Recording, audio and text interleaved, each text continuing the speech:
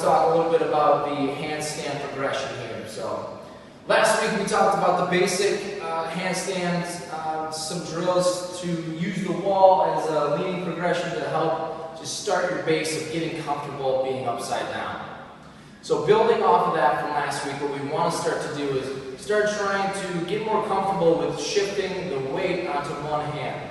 This will obviously carry over to your handstand walk much more effectively. The drill that we're going to go through today is called a wall run. What I'm going to do is talk through the basic hollow body position again, as we always should maintain that whenever we're inverted or going overhead.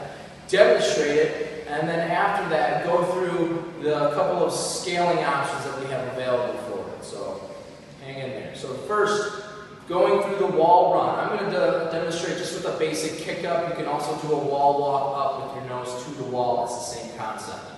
So what I'm going to do is make sure I brace my midline. So my core is tight, my abs are turned down, my butt is squeezed, and my quads are pretty tight. I want to make sure I maintain these three muscle groups with nice solid tension the entire time I'm upside down. If I'm loose, I'll start arching or kind of swaying at the midline and really will really lose control in that upside down position.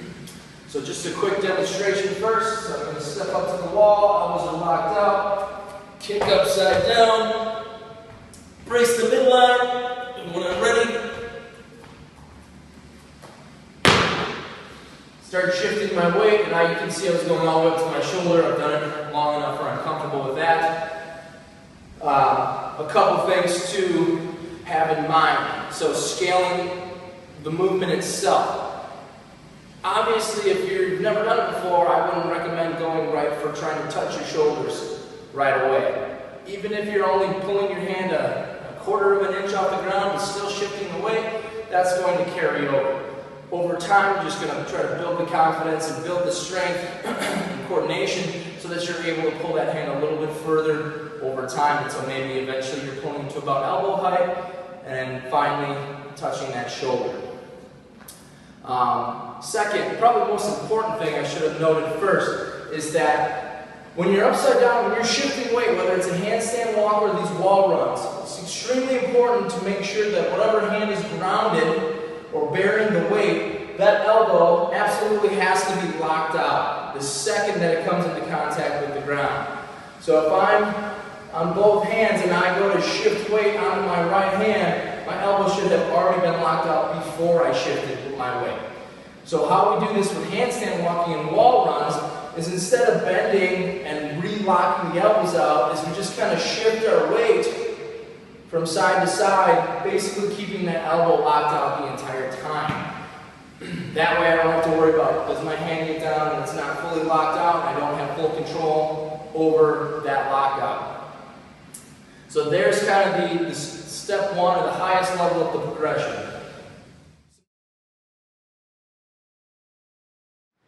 Alright guys, so we wanted to go into the second part of this handstand wall run tutorial video talking about some scaling options. So step one of the scaling options would just be opposite hand touches, which is a drill we do in warm-ups all the time. So what I'm going to do is come down to an FLR or plank position on my palms, elbows are locked out, belly is braced, pulling that belly button in towards my spine, and I'm just shifting my weight again, keeping the elbow that's grounded and locked out. Back and forth. So you should be able to do at least 20 of those in a row pretty easily. Like I said, it's basically a warm-up movement. Progressing up in that drill, I'm simply going to elevate my toes onto the box and do the same drill, and then you'll see me after go right into a piked position where I'm more accurately simulating the handstand hold. So I'll demonstrate that now.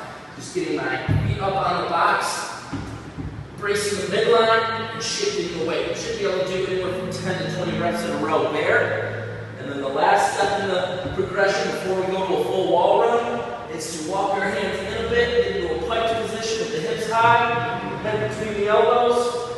My elbows stay locked out, and then again, just shifting my weight back and forth, making sure that the elbow is fully locked out before I begin bearing the weight of my body when I shift on it.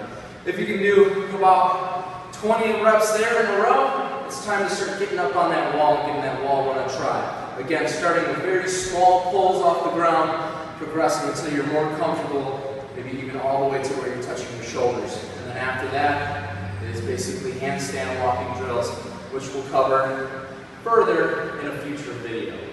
That's all we got. Thank you.